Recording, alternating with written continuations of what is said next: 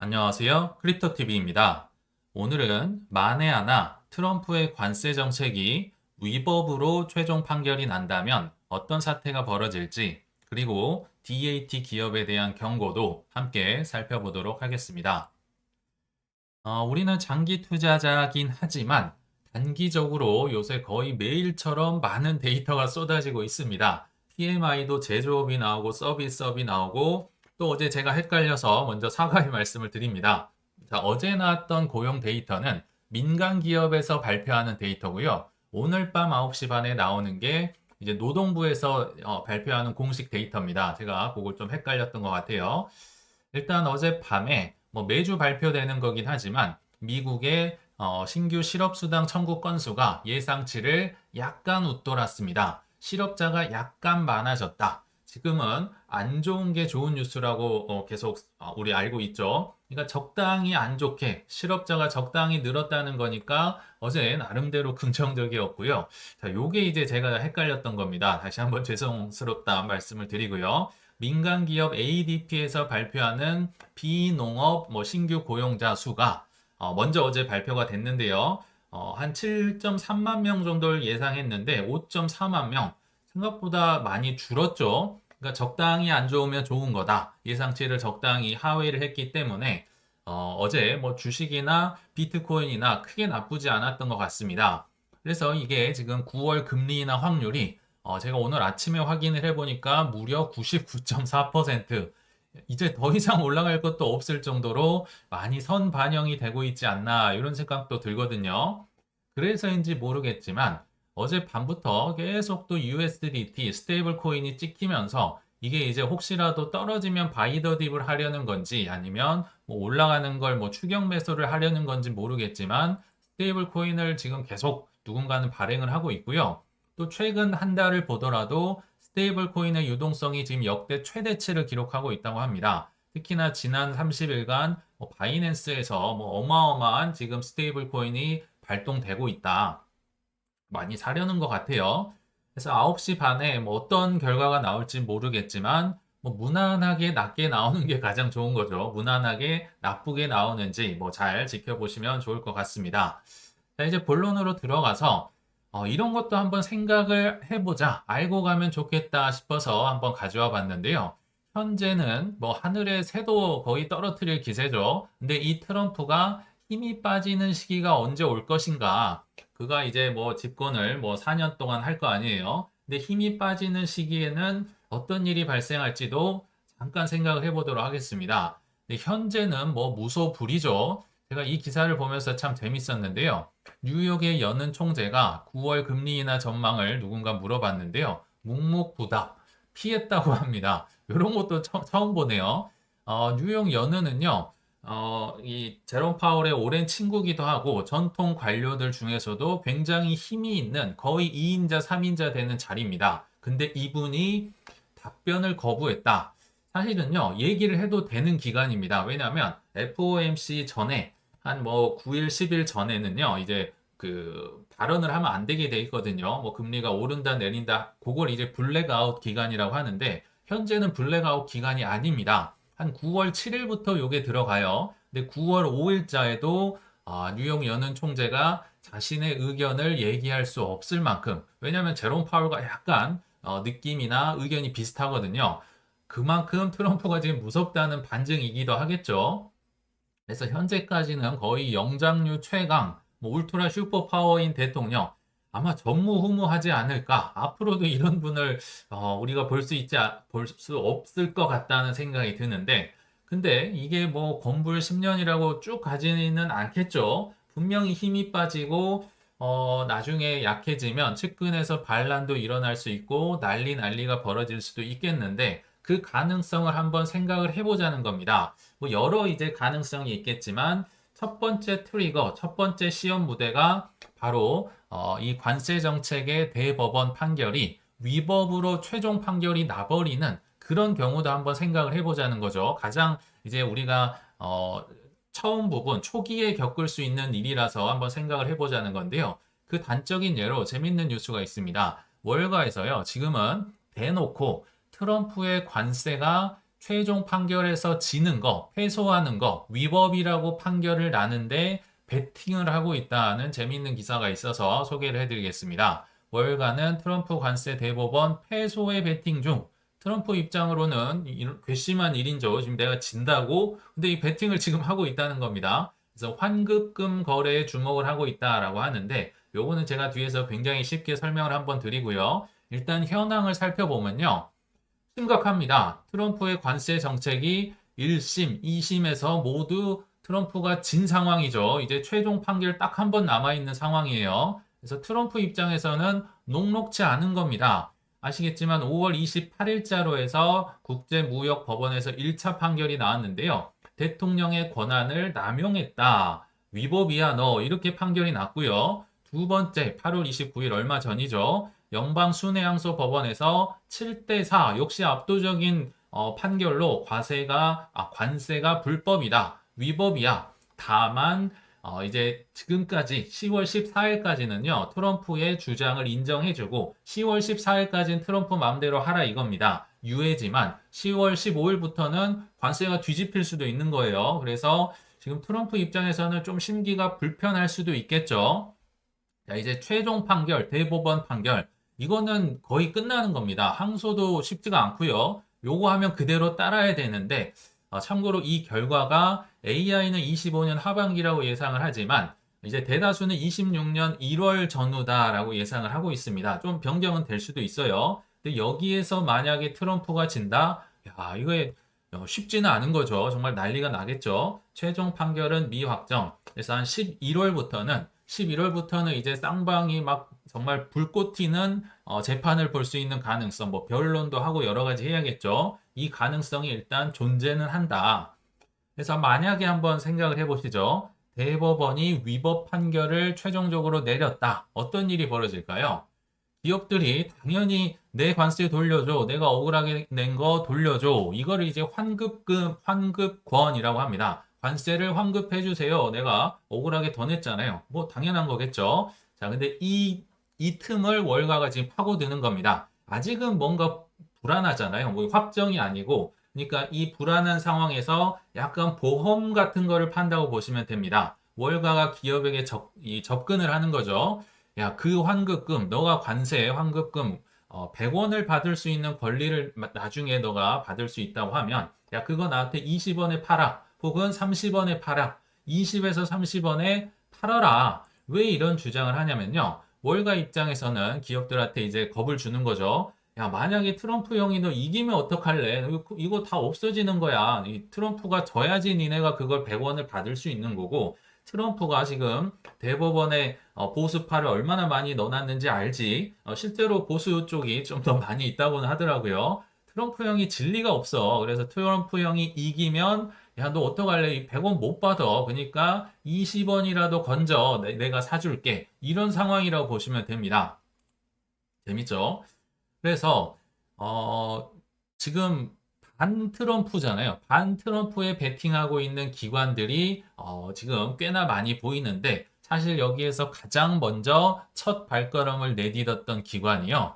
관세를 현재 총괄하고 있는 하워드 루트닉 상무장관이 키워낸 켄터피츠 제럴드에서 이 얘기가 가장 먼저 나왔다는 겁니다.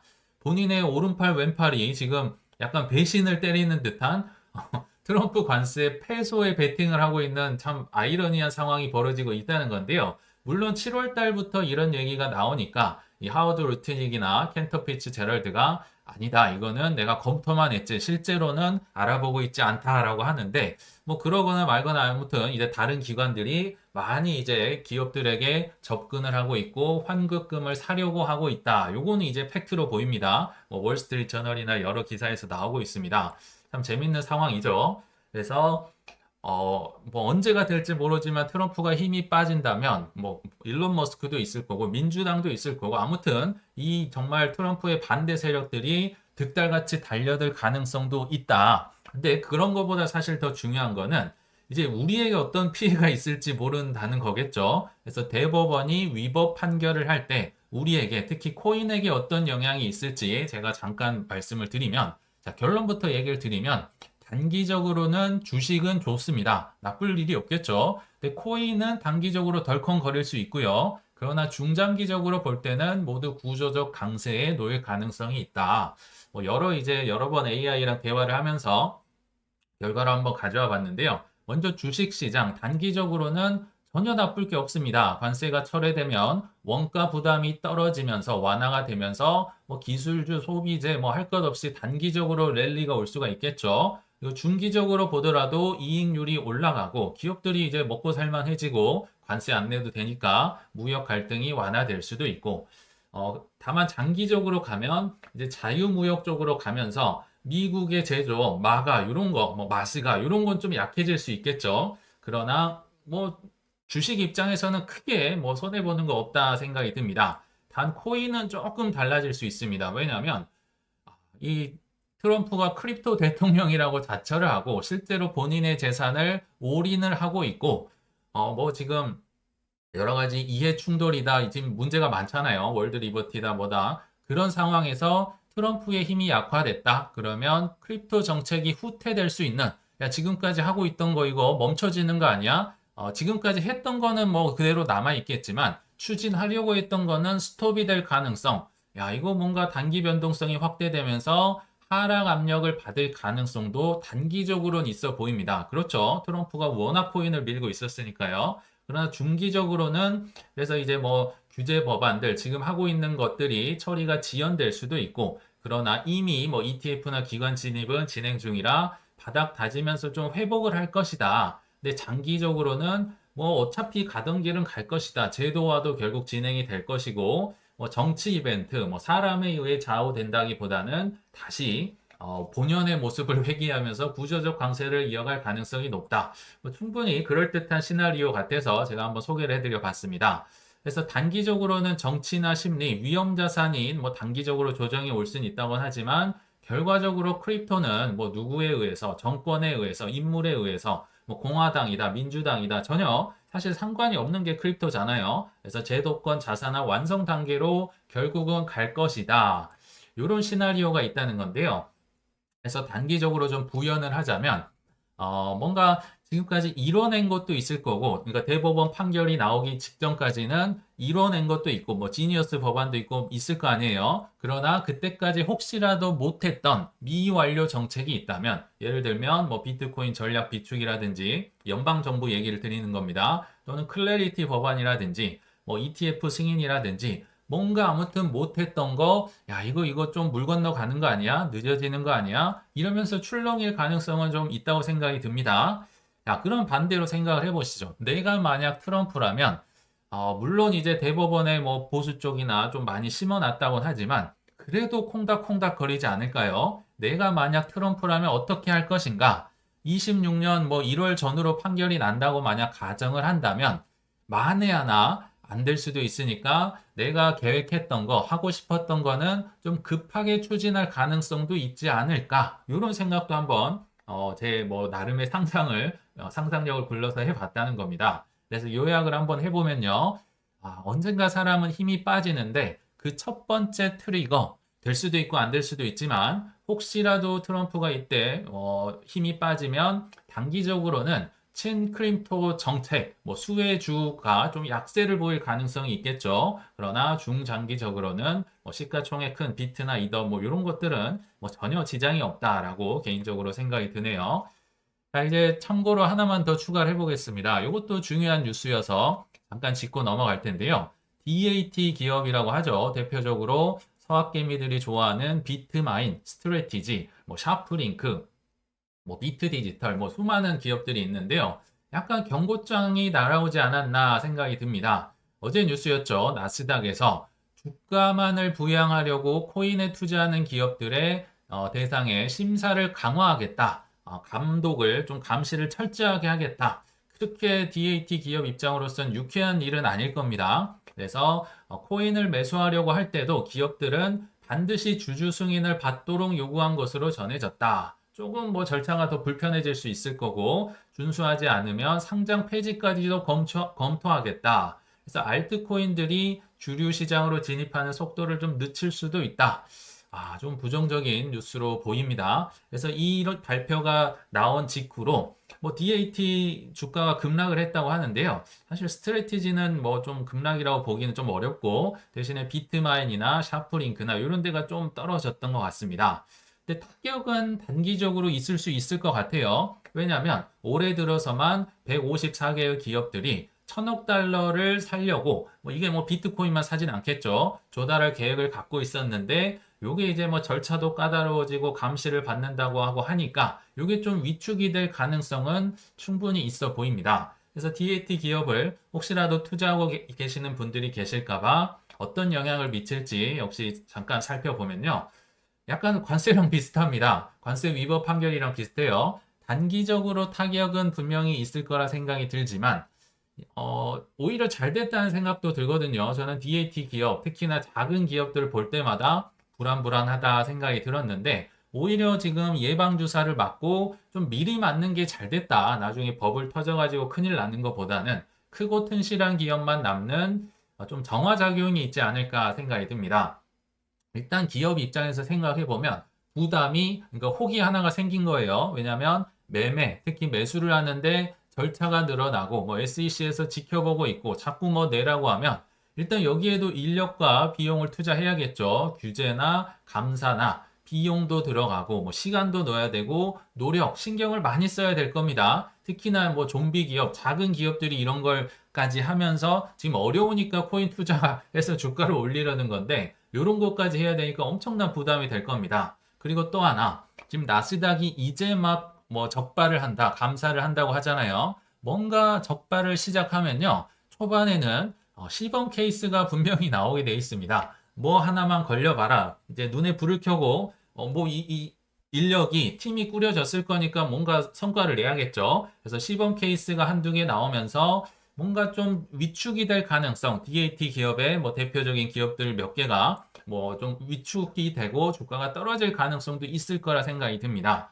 그러나 중장기적으로 보면요, 오히려 뭐 쭉정이 기업, 좀비 기업들이 좀 제거가 되면서, 그러니까 애초에 들어오면 안 되는 데들이 이제 허들을 좀 높였다고 보시면 되겠죠. 물론 유지도 좀 어렵게 해놨지만, 그래서 DAT를 좀 롱런이 가능한 DAT 환경으로 정화를 시키는 게 아닌가. 오히려 빨리 맞은 게 낫다. 그렇죠. 이런 매도 빨리 맞은 게 낫다. 이런 생각도 좀 들더라고요. 자, 그렇지만 저는 DAT 기업을 뭐 추천하거나 이렇지는 않아요. 왜냐하면 굳이 사람의 손을 덜 타는 코인들에 많은 돈을 넣는 게 낫지. 굳이 DAT 기업 또는 원맨쇼 하는 뭐 코인, 원맨쇼, 그러니까 한 명이 좌지우지하는 기업, 요런 거 사실 투자 안 하려고 우리가 비트 이더에 투자를 하는 거잖아요. 근데 굳이 뭐 이런 리스크를 안고 원맨쇼 하는 코인, 뭐 대표적인 것들이 이제 뭐 월드 리버티 파이낸셜이나 밈코인, 뭐 트럼프 밈코인도 있을 수 있고요. 요런 거에 휘둘리지 않으려고 우리가 요런 걸 사실 했던 거잖아요. 뭐 야채도 직접 이제 캐서 바로 먹는 게 낫지. 자꾸 주스로 만들어 먹고 뭐 집어넣어서 넣고 영양가가 좀 반감되지 않나 이런 생각이 들어서 개인적으로는 그래도 DAT나 뭐 이런 것들 뭐 마약 하시더라도 소액만 하시면 좋을 것 같고요. 사람 돈 손을 덜 타는 시가총액 큰 좀 탈중앙화가 나름대로 되어 있는데 많은 돈을 넣는 게 어떨까 개인적으로 생각을 해봤습니다. 그래서 오늘 뭐 주제를 좀 다뤄봤는데요. 결론을 내려보면 사람 손을 최대한 덜 타고 또 관세 결과가 어떻게 나오든지 큰 상관이 없으며 아군이나 적군이 모두 좋아할 만한 이 자산에 가장 많은 돈을 오래 투자할 수 있는 지속 가능한 투자를 꼭 하시길 바라면서 이만 마치겠습니다. 시청 감사합니다.